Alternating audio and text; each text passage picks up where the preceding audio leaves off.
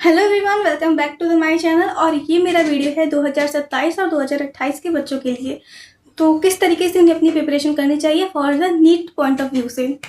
अगर मैं अपनी बात करूँ तो मैंने भी अपनी प्रिपरेशन जर्नी में बहुत सारी ऐसी गलतियाँ की थी जो मुझे आज यहाँ पे आके, जो कि मेरा 1 महीने या फिर उससे भी कम 25 दिन में मेरा होने वाला है रीनीट। तो जो चीज़ मुझे पछताना पड़ रहा है, जिस चीज़ के बारे में मुझे ऐसा लग रहा है कि मैंने ये काफ़ी गलतियाँ की हैं, वो आपको ना करनी पड़े, इसलिए मैं ये वीडियो बना रही हूँ आप लोगों के लिए। Top 10 tip. तो वीडियो का टाइटल यही है और वीडियो में भी मैं यही बताने वाली हूँ कि मैं आपको बताऊँगी टॉप 10 टिप्स जो आपको काम आएंगी अपने नीट की जर्नी में काफ़ी अच्छा स्कोर करने के लिए। तो स्टार्ट करते हैं। फर्स्ट टिप है एनसीईआरटी। अगर आप किसी भी टीचर से पूछोगे कि एनसीईआरटी कैसे पढ़नी, सब ये बोलेंगे कि एनसीईआरटी लाइन बाय लाइन पढ़ो, एनसीईआरटी लाइन बाय लाइन पढ़ो। बट एक टाइम ऐसा आता है ना कि इंसान पढ़ता है फिर भूल जाता है, कुछ समझ नहीं आता एनसीईआरटी लगाने के बाद क्वेश्चन कैसे लगाए। बट आप जिससे भी पूछो कि सब ये कहेगा एनसीईआरटी लाइन बाय लाइन ही पढ़ो। तो मैं भी यही एडवाइस करूँगी कि आप एनसीईआरटी को लाइन बाय लाइन पढ़िए, बट आप इसको टॉपिक वाइज पढ़िए। लाइक अगर आपने सेल चैप्टर तो सबने ही पढ़ा होगा, चाहे वो क्लास 11th में हो चाहे वो क्लास 12th में हो। सेल चैप्टर में क्या होता है कि हम क्या सोचते हैं, मैं या हम लोग क्या सोचते हैं कि हम पूरा चैप्टर पढ़ लेंगे, फिर बैठ के सारे चैप्टर के पीवाईक्यू लगाएंगे, क्योंकि बहुत हो गए तो 150 होगा या 100 होगा, यही सोच के हम रुक जाते हैं।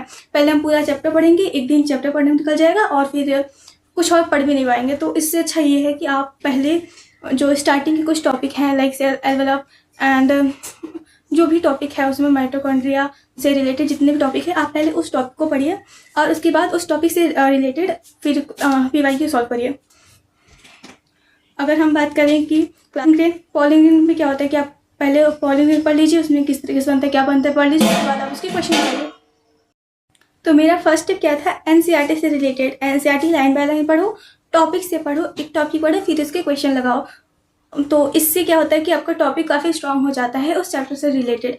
अब मैं बात कर रही हूँ कि मैंने जिस स्टार्टिंग के चैप्टर को बहुत ज़्यादा टाइम दिया था, तो वो सारे चैप्टर मुझे बहुत अच्छे से लर्न है, तो ये मुझे काफ़ी सही लग रहा है। जो स्टार्टिंग मैंने ना जितना टाइम स्टार्टिंग के चैप्टर दिया था, शायद उतना बीच के चैप्टर को नहीं दिया है। लाइक मैंने sexual reproduction, flowering plant, human reproductive and reproductive health को काफ़ी टाइम दिया था, काफ़ी अच्छे से पढ़ा था। जिस तरीके से मैंने आपको बताया कि टॉपिक से पढ़ा था, क्वेश्चन लगाया था, उस तरीके से किया था। बट वहीं जो एंड के कुछ टॉपिक है लाइक एवोल्यूशन और ये सब टॉपिक थोड़े ट्रिकी मुझे लगते हैं, ह्यूमन हेल्थ एंड डिजीज़, तो ये मुझे उतने अच्छे से नहीं लर्न है क्योंकि मैंने शायद उसको इतना टाइम नहीं दिया था। तो मैं आपको ये कह रही हूँ, अगर आप किसी भी टॉपिक को, किसी भी चैप्टर को अगर 100% दे रहे हैं तो वो बहुत ही ईजी हो जाएगा। तो आप इसे ज़रूर इम्प्लीमेंट करिएगा। और मेरा second tip, consistency and motivation. आपको अपनी डेली लाइफ में कंसिस्टेंसी मेंटेन करनी पड़ेगी। अगर आप रोज़ 12 घंटे नहीं पढ़ पा रहे हैं तो आप 6 से 7 घंटे पढ़िए, बट रोज़ पढ़िए। और ये आप किसी भी वीडियो में देखेंगे ना, सब एक ही चीज़ बताते हैं, बट मैं यहाँ पे थोड़ा डिफरेंट बताऊँगी क्योंकि मैं भी इसी फेज में हूँ। अगर आपको लगता है कि मैं नहीं पढ़ पा रहा हूँ कि 12 घंटे 13 घंटे, मैं किस तरीके से, मेरा एक average study time 14 to 16 hour है। तो अगर आपको मैं किस तरीके से कंसिस्टेंसी बैठ के पढ़ती हूँ, अगर ये सब भी आपको जानना है टाइम टू अकॉर्डिंग अगर आपको ये सब जानना है टाइम टू अकॉर्डिंग कि मैं किस तरीके से अपनी कंसिस्टेंसी मेंटेन करती हूँ, तो आप मुझे कमेंट करिएगा, मैं उसके लिए अलग वीडियो बनाऊँगी। तो सेकेंड थिंग्स, आप कंसिस्टेंसी के साथ अपनी पढ़ाई करिए, बट ये एटलीस्ट इतना करिए कि आप एक दिन में 10 से 12 घंटे तो आप बैठ के पढ़ ही लीजिए। अगर आप नहीं पढ़ पा रहे, अगर आप 4 से 5 घंटे ही आपका बहुत हो जाता है, पूरा दिन निकल जाता है, तब तो कुछ कमी है। तो उसके लिए आपको कमेंट में बताना पड़ेगा कि इसके लिए भी वीडियो बनाओ।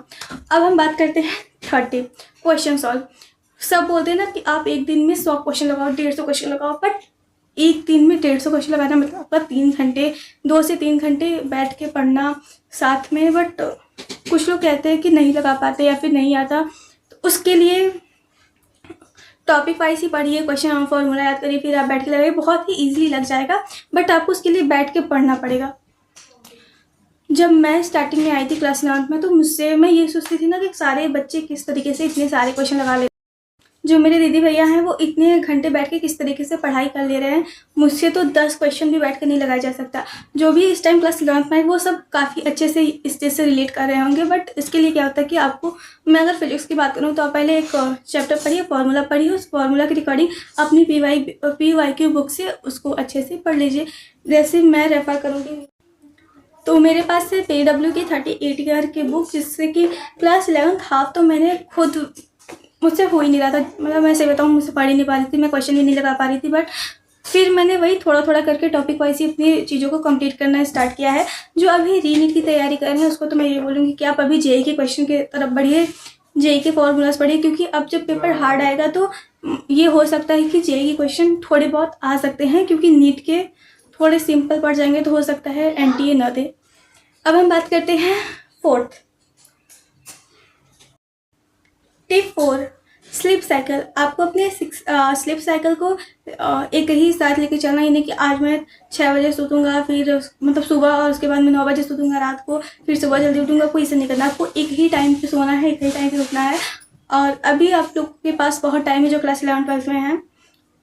नीट मतलब अभी जितना मेरे पास 25 दिन है उसके हिसाब से आपके पास तो बहुत ज़्यादा टाइम है। तो आप number 5, short note and mind map.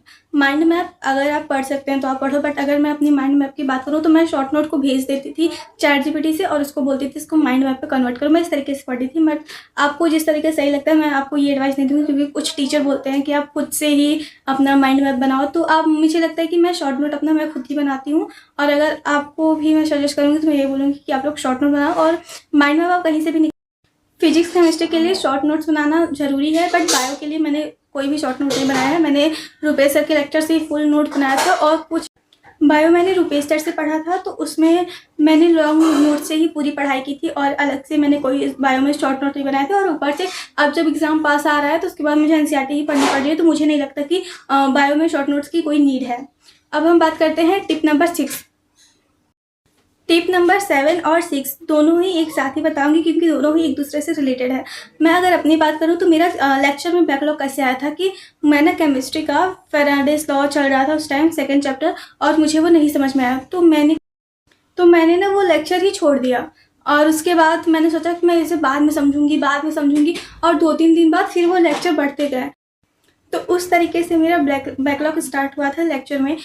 तो इसलिए मैं ये एडवाइस करूँगी कि अगर आप लेक्चर स्टार्ट करें, आपको कोई लेक्चर नहीं समझ में आ रहा है तो आप नहीं समझ आ रहे, फिर भी आप वो लेक्चर पढ़ लो, वो लेक्चर ले लो, फिर आप उसको बाद में उसके PDF से समझ लेना। ऐसा माइंड से लोगे तो आपको आ भी जाएगा, क्वेश्चन पढ़ते पढ़ते लगाते आपको अच्छे से आ जाएगा। अब हम बात करेंगे 7 टिप, वो है आपके टेस्ट। मैं भी कुछ टेस्ट सीरीज स्टार्टिंग के स्किप इसीलिए करती थी क्योंकि मेरा चैप्टर नहीं तैयार हुआ होता। नहीं तैयार है, मत करो तैयार यार, क्या ही करे, वो थोड़ी ना मार्क्स आएगा, वो थोड़ी ना नीट में ऐड होगा। तो आप लगाओ, अगर आपका जो अब तो आपको तुक्का मार्क लगा दो ना, अगर आपको नहीं आ रहा है तो आप इस तरीके से बस आप टेस्ट लगाओ। अब बात करेंगे 8, थोड़ा बहुत माइंड सेट भी करो, शॉर्ट वीडियो नहीं देखना। अगर आपको शॉर्ट वीडियो देखने की चुल मच जाए तो आपको क्या करना है, उस टाइम लॉन्ग वीडियो देखना है, क्योंकि आप शॉर्ट वीडियो आधा घंटा देखोगे, 1 घंटा में कभी चलेगा नहीं पता चलेगा। बट अगर आप कोई लॉन्ग वीडियो देखोगे, किसी की भी वीडियो देखोगे, तो उसमें आपको 12 से 15 मिनट या मान लो 23 मिनट तक ही, बहुत ज़्यादा अगर कोई कॉमेडी वीडियो होती है तो बस 20 से 22 मिनट तक ही होती है, 23 मिनट तक। तो ये है 9th और 10th में क्या बोलूँ, मैं तो भूल ही गई हूँ।